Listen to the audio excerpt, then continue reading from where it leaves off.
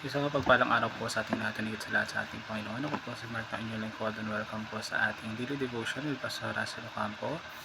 And si Ezra po rin po yung tatalakayin natin ngayong araw. And ang topic natin is about studying and applying God's words. And yung scripture natin ay matatagpuan sa Ezra chapter 7. Sabi dito, si Haring Xerxes at si Haman ay dumalo sa ikalawang handaan ni Reyna Esther habang sila ay nag-iinuman. Itanong ng hari, Reyna Esther, ano nga ba ang hihilingin mo?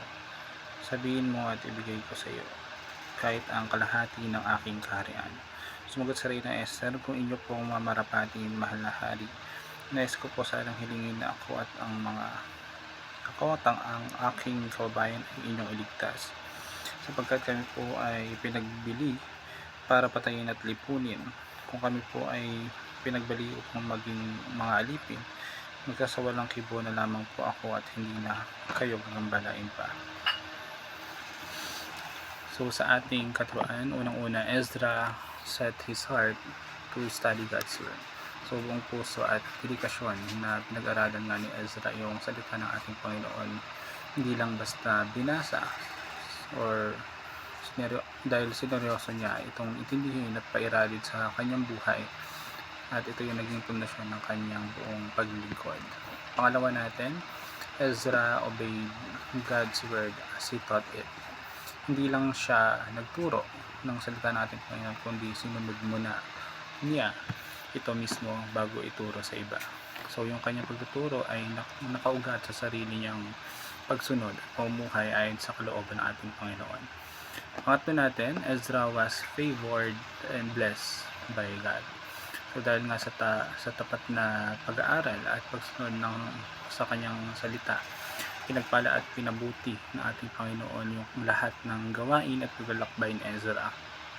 Yan yung pagsunod at pagpapalaga sa salita ng ating Panginoon ay nagdadala ng kanyang pabor at pagpapala. Sa application naman po, unang-una, study God's word until you understand it. So tayo ay maglaan ng oras at sikapin natin pag-aralan yung mga salita ng ating Panginoon ng husto hanggang sa lubusan nating maintindihan kung ano yung mensahe nito, at huwag natin madaliin. Unawain natin ng mabuti para maging gabay ito ng ating buhay.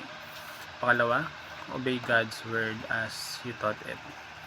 So bago natin ituro ibahagi yung salita natin Panginoon, siguraduhin mong sinasabuhay mo muna ito.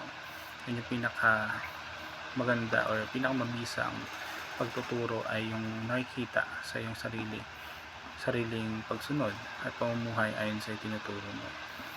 And last natin is share God's word and grow together. Ibahagi natin yung natutunan nating salita ng ating Panginoon sa iba para sabay-sabay tayong lumago sa pananampalataya. Yung pagtuturo at pagbabahagi ay paraan din yan para palalimin yung relasyon natin sa ating Panginoon at sa isa't isa. So yun lamang po ngayong araw. Salamat po sa pakikinig and God bless po sa ating lahat.